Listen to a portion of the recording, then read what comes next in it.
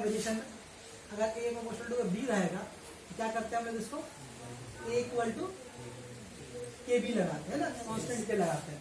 और क्या एक होता है उल्टा रिलेशन 1/b, क्या करते हैं इसको हम लोग ए इक्वल टू k/b लगाते हैं ना, ऐसे लगाते हैं ना जी, ऐसे लगाते हैं। तो अभी चूंकि बैच में तो पूरा खत्म, बैच में खत्म हुआ, बैच में अभी शुरू हुआ है, बैच में खत्म हो चुका है। तो आप लोग को बताया होगा शायद, याद सुन लीजिए आप लोग भी कि इस साइन को हटाते हैं तो लोग कांस्टेंट लगाते हैं, और कांस्टेंट हटाएंगे तो क्या करेंगे हम लोग साइन लगाते हैं। ये बात समझ आ रही है? मतलब जब हम लोग करते हैं कोई सम बनाया हम लोग, जो बना रहे हैं वेरिएशन बैच बी में, अब वो बना रहे बैच बी में ना, हम लोग करते हैं इसको हटाएंगे कांस्टेंट लगाते हैं। जब हम लोग यहाँ से यहाँ जाते हैं तो अगर उल्टा आना चाहे तो जब इसको हटा कर हम लोग कांस्टेंट लगाते हैं, तो कांस्टेंट हटाएंगे तो क्या लगाएंगे, बात समझ में आ रही है? यहाँ पर भी इसको हटा के कांस्टेंट लगाया, अगर कांस्टेंट को हटाएंगे तो क्या लगाएंगे, साइन प्रोपोर्शन लगाएंगे। यहाँ तो बात समझ में आ रही है? किसको हटाएंगे, कांस्टेंट को हटाएंगे। ठीक तो ऐसा मान लीजिए अभी हम लिखा है यहाँ पर x इक्वल टू k/y, तो इसका मतलब क्या होगा, k को हटाएंगे तो क्या लिखाएगा, बोलो, x इक्वल टू 1/, ये लिखाएगा ना, ये लिखाएगा। तो चलिए अब यहाँ पर आइए, तो बात समझ गए ना। अब यहाँ पर आइए आप, ये आई इक्वल टू क्या लिखा, VA माइनस VY R लिखा है, ठीक है। चलिए हम मान लेते हैं कि हम लोगों का जो पोटेंशियल डिफरेंस जो है वो कांस्टेंट, क्या है, कांस्टेंट है। क्यों कांस्टेंट बोल रहे हैं कि हम लोग जिस सप्लाई में रह रहे हैं, हम लोग का सेकेंडरी सप्लाई आपके घरों में जो होगा, हम बताया था कितना होता है, 220 वोल्ट होता है। 200 हम लोग का सर्किट जो होता है 220 वोल्ट में चलता है। हमारा टीवी, हम लोग फ्रिज सब बना ही रहता है 220 वोल्ट में चलने के लिए बना रहता है। तो हम लोग का डेली लाइफ में क्या, हम लोग का वोल्टेज फिक्स है, हम लोग का वोल्टेज ज्यादा फ्लक्चुएट नहीं कर सकता। अगर बार बार वोल्टेज कम बेसी होगा तो क्या होगा, आपका जो अप्लायंस इलेक्ट्रिकल जो सामान इस्तेमाल कर रहे हो वो क्या हो सकता है, खराब हो सकता है। तो हम लोग का वोल्टेज क्या होता है, कांस्टेंट। अभी वोल्टेज क्या है, जरूरत कर रहा है और नहीं ना कर रहा, मतलब क्या, वोल्टेज कांस्टेंट है, वोल्टेज। तो हम लोग का डेली लाइफ में वोल्टेज कांस्टेंट है। चलिए मान लीजिए डेली लाइफ में अगर मिसाल हम लें तो हम लोगों का ये डिफरेंस है पोटेंशियल, वो क्या है, कांस्टेंट है। ये कांस्टेंट है, कौन कांस्टेंट है, हम लोग डेली लाइफ कांस्टेंट है। अगर ये कांस्टेंट को हटाएंगे तो क्या क्या क्या होगा, बताओ आई प्रोपोर्शनल टू 1/r होगा ना, हुआ कि नहीं होगा। यहाँ लिख दे रहे हम लोग, if VA minus VB equal to, कहाँ का घुसा के दीक्षित आएगा देखते हैं। तो मतलब क्या बोला, VA माइनस VB क्या कांस्टेंट है। जब ये कांस्टेंट है तो क्या होगा, कांस्टेंट हटाएंगे तो ये साइन होगा। अब इसको तुम ध्यान से देखो, ये तुम्हें कुछ बता रहा है। अगर तुम मैथमेटिकली इसको देखो और तो लॉजिक से सेट करो तो इसलिए क्या दिखाने की कोशिश करना है कि I में और R में उल्टा रिलेशन, इनवर्स रिलेशन। मतलब R बढ़ेगा I घटेगा, और R घटेगा तो R बढ़ेगा, मतलब क्या बढ़ेगा, रेजिस्टेंस बढ़ेगा।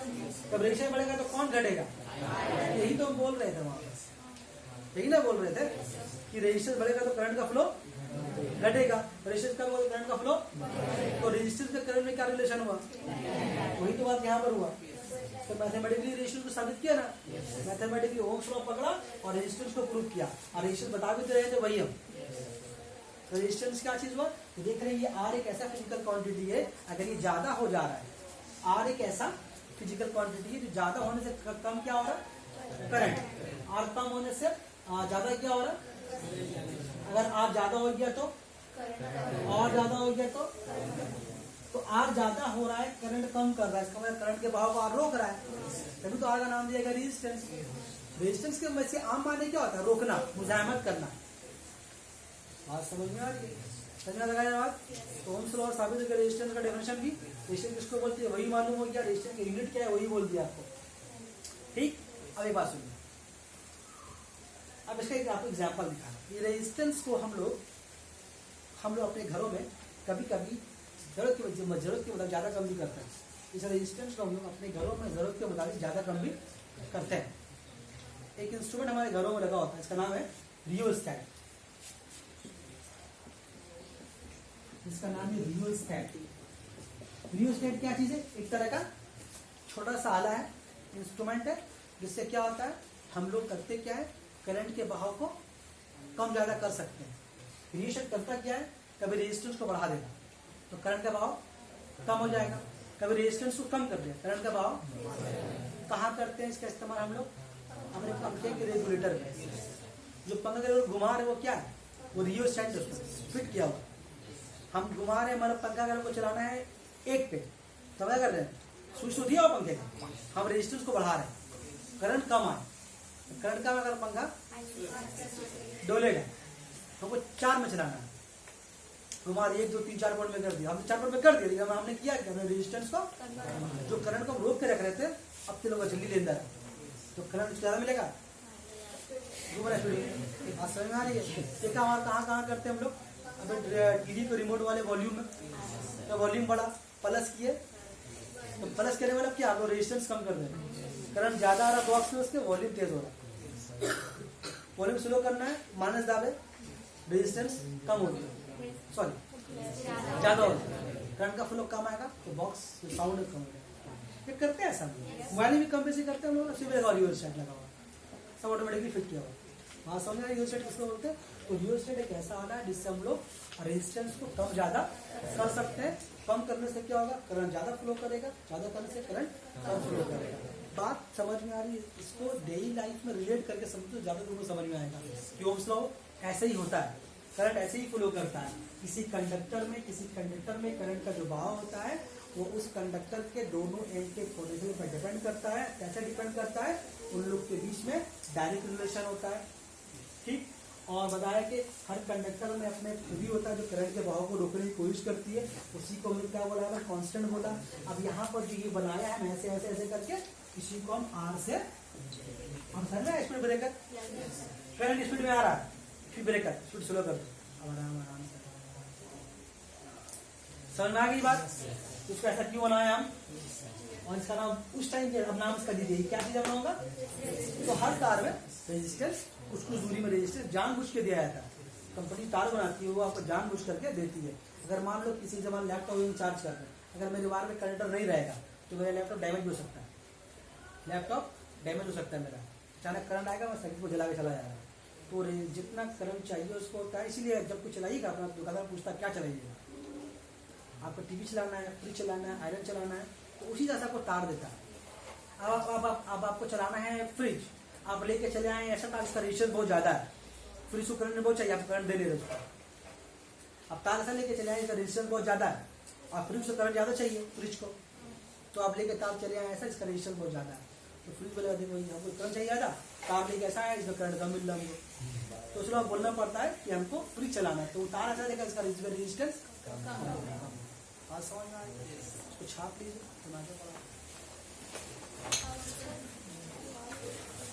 ऑफ कर दीजिए। तो यहाँ तक ओम्स लॉ समझ गए।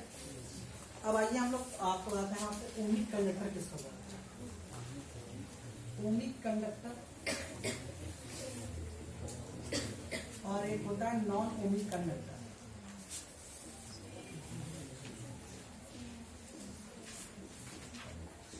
किसको बोलते हैं ओमिक कंडक्टर?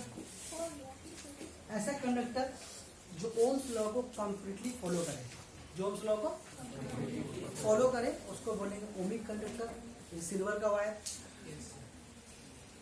कॉपर का वायर, एल्यूमिनियम का वायर, जितना मेटलिक वायर है वो आमतौर पर ओम्स लॉ को फॉलो करता है, उसको बोलते हैं ओमिक कंडक्टर। तो अगर आपसे पूछ ले कि ओमिक कंडक्टर का एग्जाम्पल दो, तो बोलेगा नहीं पता, तो तार से इस्तेमाल कर रहा घर में वो ओमिक कंडक्टर ही है, जो तार तुम इस्तेमाल कर रहा है घर में वो ओमिक कंडक्टर है। तब ऐसा सोचेगा ठीक है। तो ओमिक कंडक्टर के माने क्या, जो ओम्स लॉ को फॉलो करे। अब जानना ये है कि ऐसा भी कोई कंडक्टर है जिससे करंट तो फ्लो करता है लेकिन वो ओम्स लॉ को नहीं मानता। ऐसा भी कुछ कंडक्टर है जो ओम्स लॉ को फॉलो नहीं करता। मतलब कि ओम्स लॉ में क्या था, ज़्यादा डिफरेंस पोटेंशियल का और ज़्यादा करंट का फ्लो, जितना ज़्यादा रेजिस्टेंस रहेगा उतना कम फ्लो, जितना कम रेजिस्टेंस उतना करंट ज़्यादा। यही था ओम्स लॉ ना। अगर हम रेजिस्टेंस का करंट के बीच में सोच कर देखें तो ज़्यादा रेजिस्टेंस कम करंट, कम रेजिस्टेंस ज़्यादा करंट। अगर हम पोटेंशियल डिफरेंस और करंट के बीच में सोचें तो जितना ज्यादा पोटेंशियल डिफरेंस उतना ज्यादा करंट, जितना कम डिफरेंस पोटेंशियल उतना कम करंट। हाँ समझ में आ रही? तो ऐसा कुछ कंडक्टर, ऐसा भी कुछ दुनिया में कंडक्टर है जो इस बात को नहीं मानता, उस लोगों को बात नहीं मानता, काहे मानेंगे उस लोगों को। तो उस पर आपको उस बात को याद रखना, एग्जाम में बहुत शॉर्ट क्वेश्चन पूछता है इसके ऊपर कि नॉन ओमिक कंडक्टर किसको बोलते हैं। आप क्या बोलिएगा? नॉन ओमिक कंडक्टर ऐसे कंडक्टर को बोलते हैं जो ओम्स लॉ का बात, तो ओम्स लॉ को ऐसे बात नहीं बोलेंगे, बात नहीं माने बोलेंगे, जो ओम्स लॉ को फॉलो नहीं करेंगे या जिसके ऊपर ओम्स लॉ लागू नहीं हो, तो उसको बोलेंगे नॉन ओमिक कंडक्टर। कौन कौन है वो आपका है, वो आपका है डायोड वेल,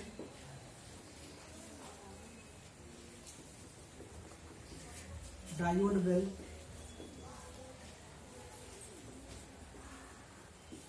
एक है ट्रायोड वेल, फिर है आपका इलेक्ट्रोलाइटिक कंडक्टर,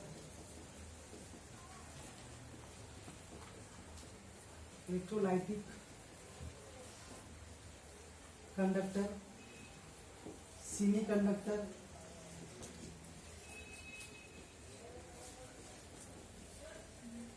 सेमी के ये कुछ एग्जांपल्स हैं, डायोड वेल है, ट्रायोड वेल है, इलेक्ट्रोलाइटिक कंडक्टर है, सेमी कंडक्टर। अब सेमी कंडक्टर कुछ और नाम है, जर्मेनियम है,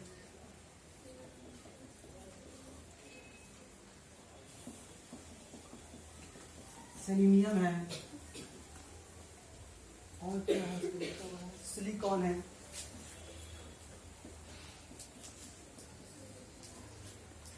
पर सेमी कंडक्टर की इतनी छोटा फैमिली है, और भी तीन काफी है। तो कभी कभी आपको ये नहीं देखिए एग्जाम में सिर्फ 4 ऑप्शन दे देगा, copper, iron, aluminium and silicon, इनमें से कौन सा नॉन ओमिक कंडक्टर है? ठीक है, कभी नहीं देगा, छोड़ दे दिया, जवाब दे नहीं पाते। अब ऐसे हो गया कि आपको दे दिया electrolytic conductor, semi conductor, germanium and silver, जैसे कौन सा ओमिक कंडक्टर है? ट्रू फॉल्स से पूछ लेगा कि बोल देगा आपको silicon is the ohmic conductor.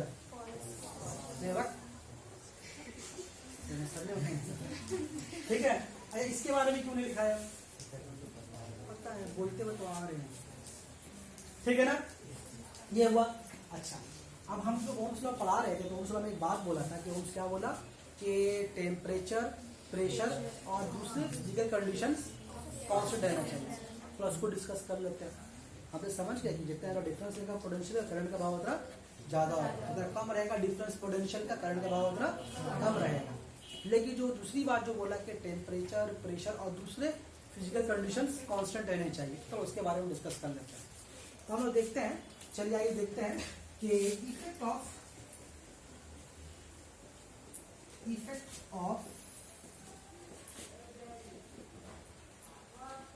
Temperature on ohmic conductor.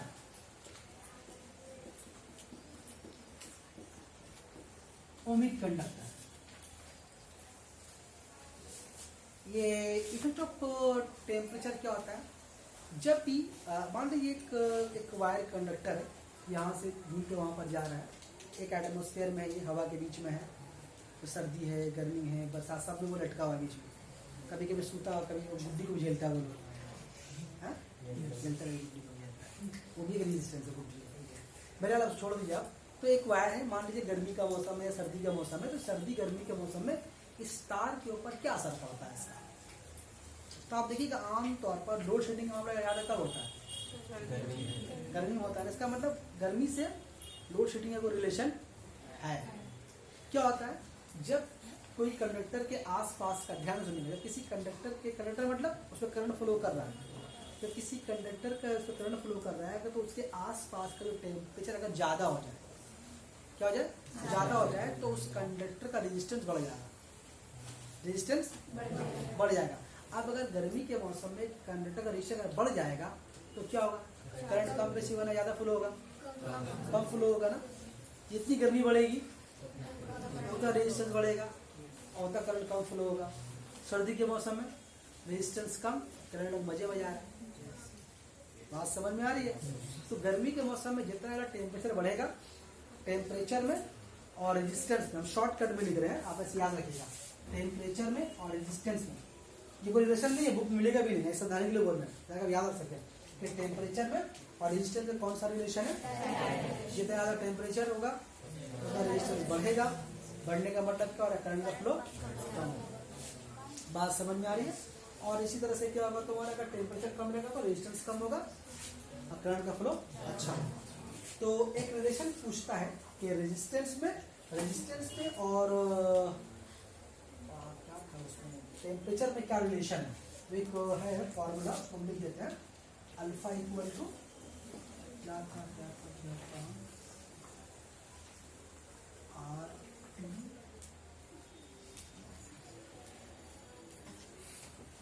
Are T minus R zero था,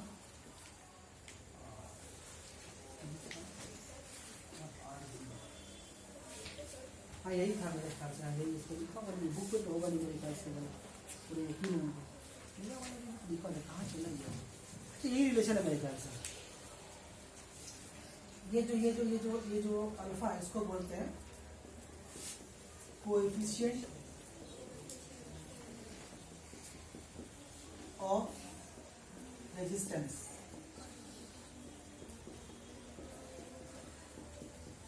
यहाँ पर आर जीरो मतलब क्या है कि इसको आर टी नहीं बोल के, आर जीरो नहीं बोल के, इसको R2 बोलते हैं, R1 बोलते हैं, इसको R1 बोलते हैं। ठीक है, मतलब क्या, ये R1 किसी भी तार का रेजिस्टेंस है किसी भी नॉर्मल टेम्परेचर पर। मान लीजिए अभी एक तार यहाँ से वहाँ फ्लो जा रहा है, वहाँ से अभी यहाँ का टेम्परेचर मान लीजिए 20 डिग्री है, अचानक क्या गर्मी बढ़ गई 40 डिग्री हो गए, तो उसको क्या बोलेंगे, R2 बोलेंगे। क्या बोलेंगे उसको, R2 बोलेंगे। तो जो 20 डिग्री, जो 40 डिग्री पे जो रेजिस्टेंस होगा उसको R2 बोलेंगे, और जो 20 डिग्री पे तो क्या उसको बोलेंगे R1। मतलब शुरुआत में जो रेजिस्टेंस होगा, जब टेम्परेचर नॉर्मल है तो उसको बोलेंगे R1, जब बढ़ गया तो क्या उसको बोलेंगे R2। और ये T क्या चीज़ है, टेम्परेचर का डिफरेंस, क्योंकि दोनों में 20 से 40 को कितना डिफरेंस हो वो बैठाना होगा। ठीक है, इसको इस शब्द को बोलते हैं कोएफिशिएंट ऑफ रेजिस्टेंस। बात समझ में आ रही है। अब क्वेश्चन इसके बाद पूछता है कि कोएफिशिएंट ऑफ रेजिस्टेंस का जो वैल्यू होता है वो कभी कभी क्या होता है, कभी कभी वो पॉजिटिव होता है और कभी कभी वो नेगेटिव होता है।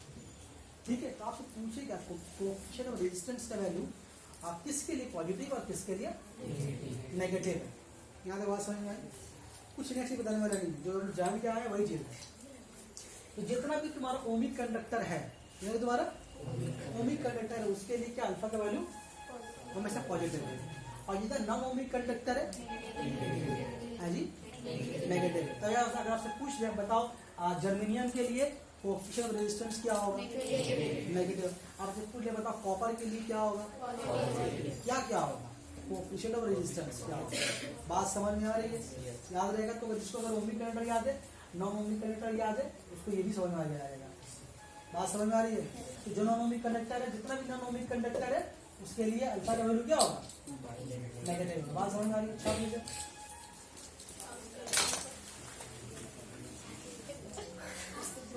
नहीं सर, मुझे सेफ नहीं है। आखिरी बात देखो, एक टॉपिक है on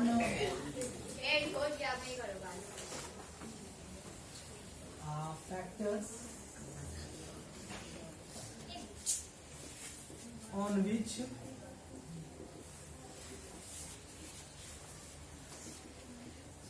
resistance of a conductor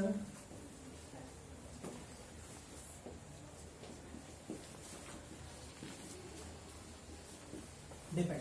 तो अब तक जो ओम्स लॉ पढ़ने के बाद मुझे समझ में आया कि किसी भी कंडक्टर में करंट फ्लो होना ना होना ये ज्यादा डिपेंड किसके ऊपर करता है, रेजिस्टेंस। रेजिस्टेंस ही वो चीज है जो किसी कंडक्टर को अच्छा बनाती है या फिर खराब बनाती है।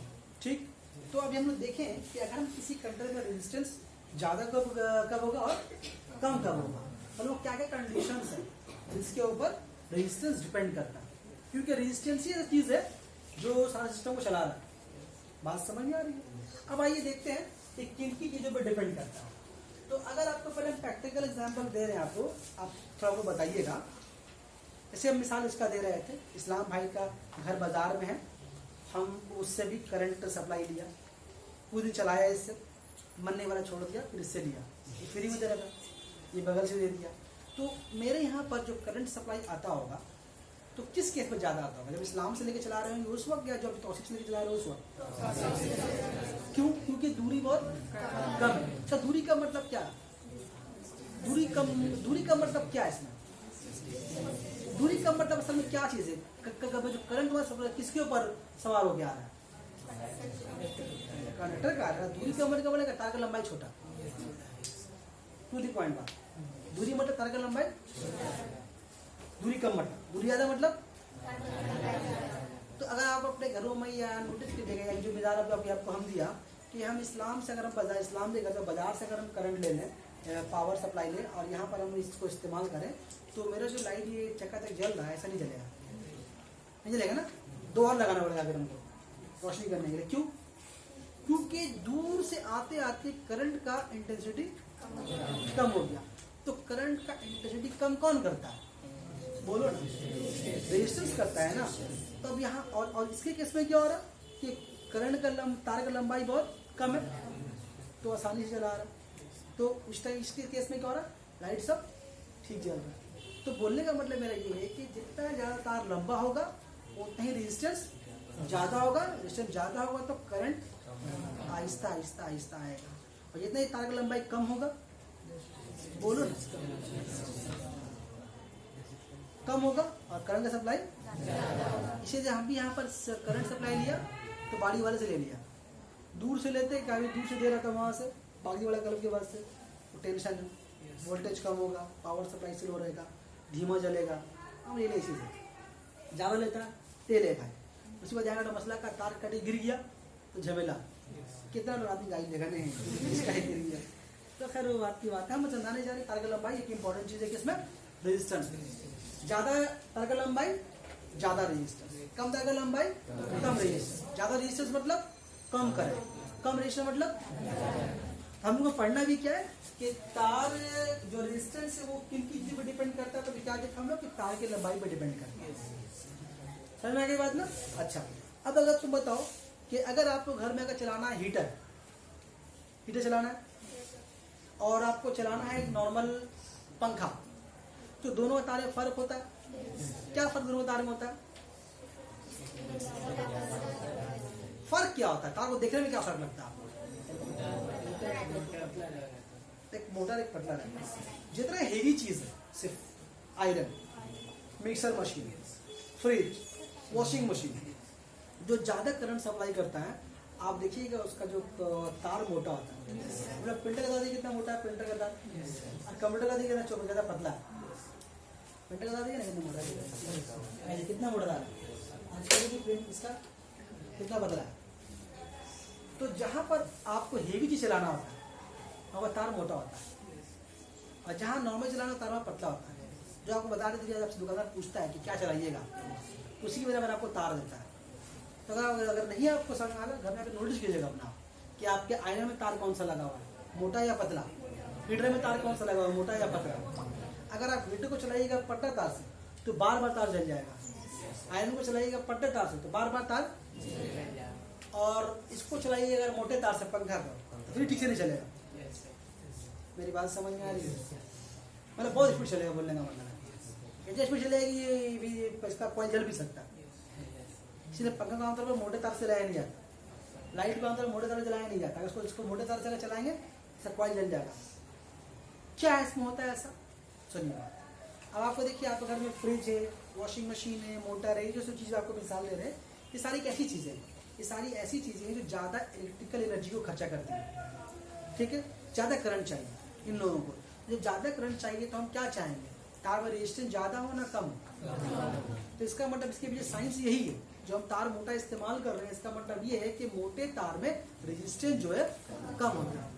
जितना तार मोटा होगा उसमें उतना रेजिस्टेंस कम, तार जितना पतला होगा उसमें उतना ही रेजिस्टेंस ज़्यादा होगा। बात समझ में आ रही है? इसका मतलब तार का जो गुलाई है, मोटाई है, जिसको हम लोग साइंस के भाषा में बोलते हैं एरिया ऑफ क्रॉस सेक्शन।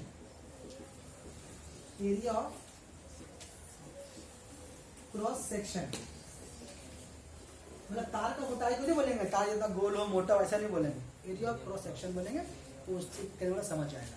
तो जितना तार का एरिया ऑफ क्रॉस सेक्शन जितना ज्यादा होगा उस पर रेजिस्टेंस उतना कम होगा, और रेजिस्टेंस कम होगा तो करंट बात से जितना ज्यादा आपका, जैसे मान लीजिए ये दो तार है, ठीक है, इसमें किसका एरिया ऑफ क्रॉस सेक्शन ज्यादा है, इसका कम है, तो किसका रेजिस्टेंस ज्यादा होगा, इसका कम, किसका होगा। अगर आपको चलाना हो हीटर तो कौन सा इस्तेमाल कीजिएगा, इसको नहीं इस्तेमाल कीजिएगा। बात समझ में आ रही है, जरूर बात समझ गए। तो हम लोग तार की लंबाई को इंडिकेट करेंगे एल से, एरिया ऑफ क्रॉस सेक्शन को इंडिकेट करेंगे ए से, और रेजिस्टेंस को इंडिकेट करेंगे आर से, ठीक है, समझ के बाद अब बताइए आप इस रेजिस्टेंस में और इस लेंथ में तार की लंबाई में क्या रिलेशन है, क्या देखा हम लोग, रेजिस्टेंस और तार की लंबाई में क्या रिलेशन है, बोलो ना, क्या बोलो, डायरेक्ट है ना, जितना ज्यादा तार की लंबाई उतना ज्यादा रेजिस्टेंस, जितना कम लंबाई, याद नहीं करना पड़ेगा, समझ जाओगे तो, ठीक है। तो क्या देखेंगे हम लोग यहाँ पर कि आर जो है वो लेंथ का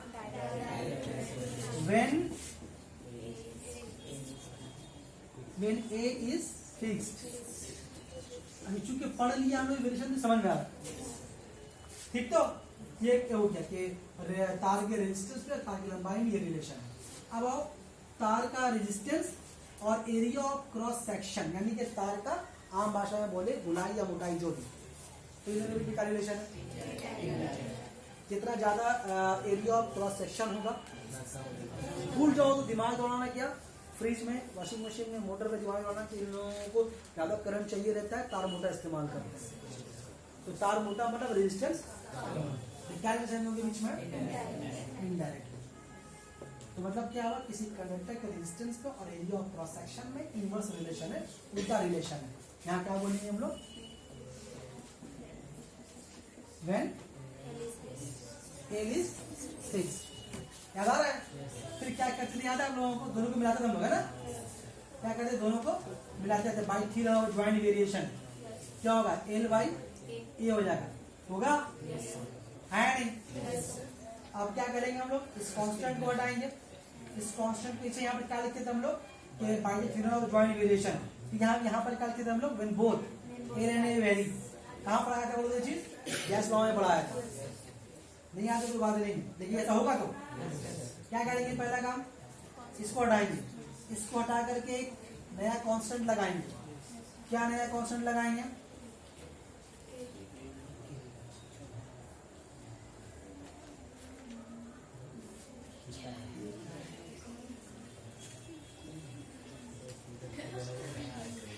इसका असल नाम है रो, इसका असल नाम है रो, लेकिन यहाँ पर इसका नाम क्या है, यहाँ पर इसका नाम है, यहाँ पर इसका नाम है स्पेसिफिक रेजिस्टेंस।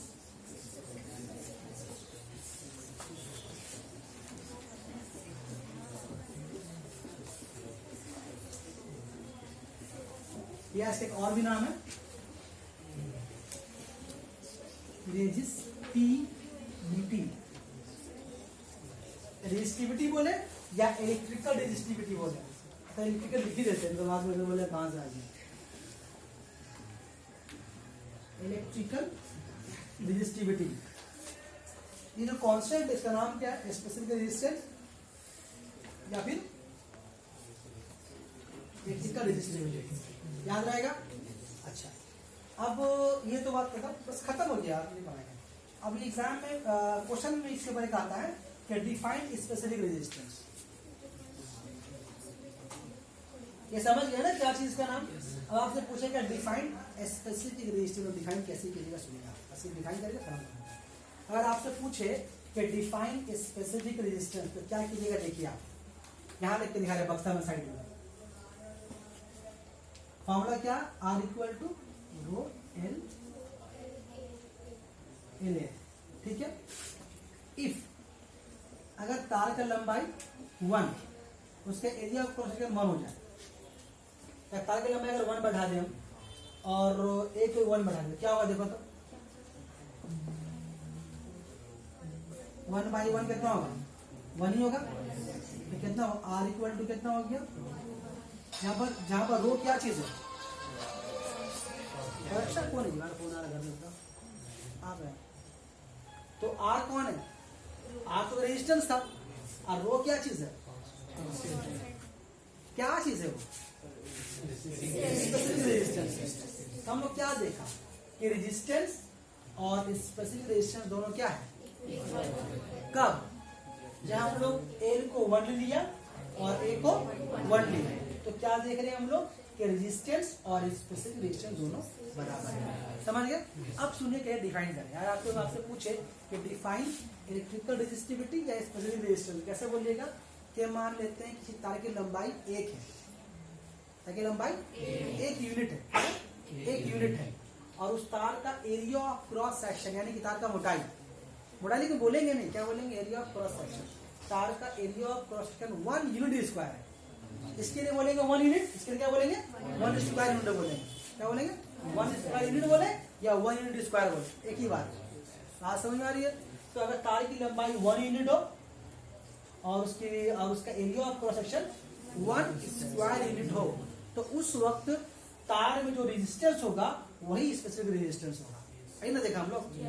अब इसको भूल जाओ, छोड़ दो, यहाँ को देखो। अगर तार की लंबाई 1 यूनिट हो और उसका area of cross section 1 unit square हो, तो उस वक्त तार में जो रेजिस्टेंस होगा उसी को बोलेंगे स्पेसिफिक रेजिस्टेंस। बात समझ में आई? आपको आराम से बयान कर पाएंगे तुम लोग?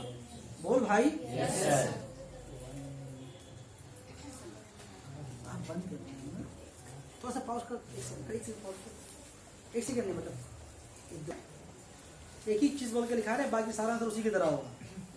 हाँ, अब यहाँ पर कहा लाल पेन से काला काला है ना, तो आप सब लिख रहे हैं कहाँ लिखे यहाँ बक्सा में लिखा है, मेरा बक्सा में लिख रहे हैं specific resistance of silver wire या conductor is 1.63 into 10 to the power minus 8 ohm centimeter.